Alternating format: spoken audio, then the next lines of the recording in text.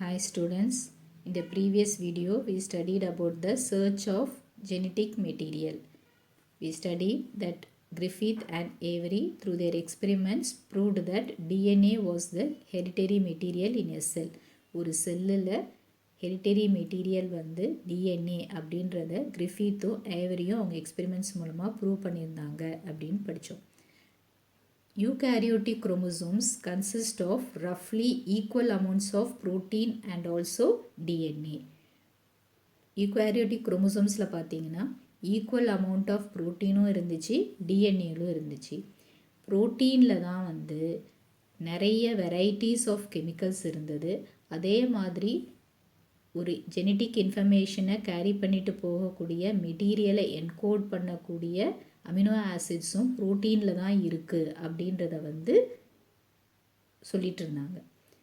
அதுக்கப்புறம் பார்த்தீங்கன்னா 1952 Hershey and chase அவங்க எக்ஸ்பெரிமெண்ட்ஸ் மூலமாக வந்து எவிடன்ஸ் மூலமாக டிஎன்ஏ தான் ஜெனட்டிக் மெட்டீரியல் ஒரு செல்லில் அப்படின்றத ப்ரூவ் பண்ணாங்க. Hershey and Chase experiment on T2 bacteriophage. Many biologists, they believed that protein is the genetic material because they had sufficient chemical diversity and also the complexity to encode the information which is needed for the genetic material. So what Hershey and Chase did, they conducted the experiments on bacteriophages that infect the bacteria. Phages அப்படின்னாவே it is a virus that infects the bacteria. Phages அதை bacteriophages அப்படின்னு சொல்லலாம். They took the phage T2 which is a virus that infects the bacterium Escherichia coli.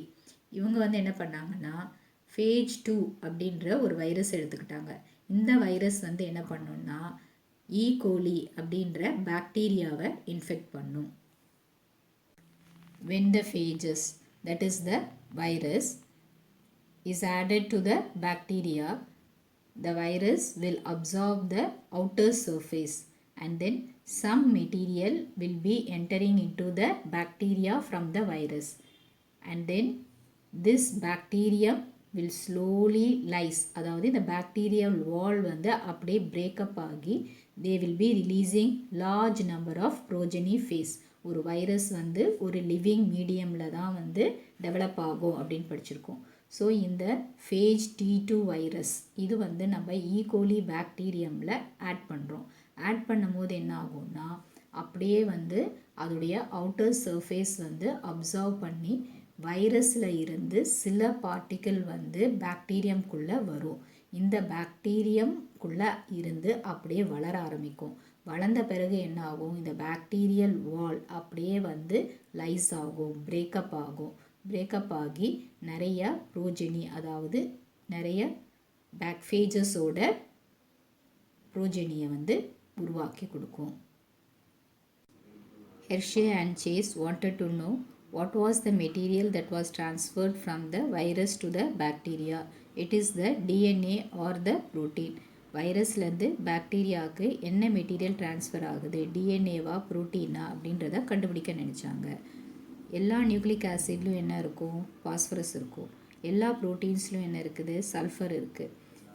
They took 2 isotopes, that is the isotopes of sulfur S35 and isotopes of phosphorus P35. இந்த ரெண்டு ஐசோடோப்பையும் எடுத்து இந்த viral ப்ரோட்டீனுக்கும் nucleic ஆசிடுக்கும் தனியான track வச்சாங்க infection ப்ராசஸில். So இப்போது இந்த sulphur வந்து இதை ப்ரோட்டீனை வந்து ரெப்ரசன்ட் பண்ணும், அதே மாதிரி பாஸ்பரஸ் வந்து நியூக்ளிக் ஆசிடுக்கு இது பண்ணும். ஸோ இது ரெண்டுமே தனி ட்ராக்கில் போகணும் அப்படின்றதுக்காக ரெண்டுத்துக்கும் தனித்தனியாக ஐசோடோப்ஸ் எடுத்துக்கிட்டாங்க. இந்த ஃபேஜஸ், அதாவது phage 2 வைரஸ், அதை வந்து என்ன பண்ணாங்க, ஈகோலி பாக்டீரியா கல்ச்சர் மீடியம் அதில் வந்து வளர விட்டாங்க. The phage 2 virus that was grown in the presence of radioactive isotope sulfur, that is S35, was labeled proteins, and the phage 2 virus which was grown in the presence of phosphorus isotopes P32 was labeled as DNA. The different labeling help to identify the DNA of the phage and the protein of the phage. Now Hershey and Chase mixed the labeled phages, that is the T2 phages, into the unlabeled E. coli bacteria. இந்த ஃபேஜஸை எடுத்து bacterial medium இருக்குல்ல, E. coli culture பண்ணுற அந்த மீடியம்குள்ளே introduce பண்ணுறாங்க. இப்போ என்ன ஆகும், இந்த T2 ஃபேஜஸ், அதாவது பாக்டீரியோ ஃபேஜஸ் அப்படின்னு சொல்லலாம், அது என்ன ஆகும், ஸ்லோவாக அந்த பாக்டீரியாவை இன்ஃபெக்ட் பண்ண ஆரம்பிக்கும். இன்ஃபெக்ட் பண்ணும்போது என்ன பண்ணும், அதோடைய ஜெனட்டிக் மெட்டீரியலை அதுக்குள்ளே ட்ரான்ஸ்ஃபர் பண்ண ஆரம்பிக்கும். ட்ரான்ஸ்ஃபர் பண்ண பிறகு என்ன ஆகும், அந்த பாக்டீரியா அப்படியே லைசஸ் ஆகும், பாக்டீரியா வால் அப்படியே பிரேக்கப் ஆகும். இப்போ இந்த பாக்டீரியல் செல்ஸை எடுத்து ஒரு பிளெண்டரில் அஜிடேட் பண்ணுவாங்க. அப்போ என்ன ஆகும், அதில் இருக்கிற அந்த பார்ட்டிகிள்ஸ் ஃபேஜ் பார்ட்டிகிள்ஸ் அப்படியே மெதுவாக லூசன் ஆகி வெளியே வரும். அதாவது ஒரு சென்ட்ரிஃபியூகில் போட்டு இது பண்ணும் போது என்ன ஆகும், அப்படியே செப்பரேட் ஆகிடும் அதில் இருக்கிற பார்ட்டிகிள்ஸும் அதோடைய செல்ஸும். இப்போ என்ன அப்சர்வ் பண்ணாங்க அப்படின்னா, isotopes of phosphorus, that is 32P, அதுதான் பாக்டீரியல் செல்ஸோட இருந்துச்சு. ஆனால் ஐசோடோப்ஸ் ஆஃப் சல்ஃபர் பார்த்திங்கன்னா பாக்டீரியல் செல்ஸில் இல்லை. பாக்டீரியல் செல்ஸில் ஐசோடோப்ஸ் ஆஃப் பாஸ்பரஸ் மட்டும்தான் இருந்துச்சு, ஆனால் ஐசோடோப்ஸ் ஆஃப் சல்ஃபர் இல்லை. அப்போது என்ன தெரியுது, T2 phage வைரஸ் அதில் இருந்து ஈகோலி பாக்டீரியாவுக்கு பாஸ்பரஸ் மட்டும்தான் ட்ரான்ஸ்ஃபர் ஆகிருக்கு, சல்ஃபர் ட்ரான்ஸ்ஃபர் ஆகலை. சல்ஃபர் அதோடைய சரௌண்டிங்ஸ் மீடியமில் இருக்கே தவிர பாக்டீரியல் செல்லுக்குள்ளே போகலை அப்படின்றது தெரியுது. They took the phage progeny and studied for radioactivity. அது ரேடியோ ஆக்டிவிட்டி மூலமாக ஸ்டடி பண்ணும்போது only the phosphorus isotopes P32 was carried அப்படின்றத கண்டுபிடிச்சாங்க. From this result, it is very clear that only the DNA and not the protein has entered into the bacterial cells. வைரஸில் இருந்து DNA மட்டும்தான் போயிருக்கு. ஏன்னா phosphorus isotopes எதை represent பண்ணும், டிஎன்ஏவை. அதே மாதிரி எஸ் ஐசோடோப்ஸ், சல்ஃபர் ஐசோடோப்ஸ் எதை ரெப்ரசன்ட் பண்ணும், ப்ரோட்டீனை ரெப்ரசன்ட் பண்ணும். பாஸ்பரஸ் ஐசோடோப்ஸ் மட்டும்தான் போயிருக்கு. அப்போது டிஎன்ஏ தான் ட்ரான்ஸ்ஃபர் ஆகிருக்கு பாக்டீரியல் செல்லுக்குள்ளே அப்படின்றது தெரியுது.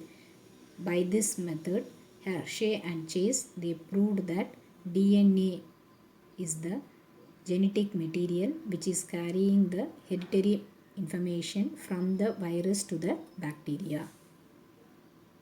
In this diagram you can see this is the bacteriophage with the radioactive sulfur labeled as protein, and this is the radioactive phosphorus labeled as DNA. So these two bacteriophages, they are introduced into the bacterial culture medium. So slowly it starts infecting. So infect பண்ணிட்டு இருக்கு. From then they are taking this infected bacterium and then they are blending it in a blender. Blenderல நல்லா blend பண்ணிட்டு பார்த்தீங்கன்னா அதோடைய சூப்பர்நெட் அது மேலே இருக்கிறது தெரியும். So here we can see the radioactive sulfur is found in the supernet. But here you can see after blending no radioactive is detected in the supernet. After centrifugation the phosphorus is detected in the cells. Radioactive sulfur is not found in the cells. So from this we can conclude that only DNA is carried from the virus to the bacteria. ஏன்னா radioactive phosphorus எதை represent பண்ணுது, DNAவை represent பண்ணுது. radioactive sulfur எதை represent பண்ணுது, protein-ஐ represent பண்ணுது. அப்போது DNA only is transferred from the virus to the bacteria and not protein. Hope all have understood today's video. Write home test on Hershey and Chase experiment and post your answers. Don't waste your time, children. Read your daily lessons. Thank you.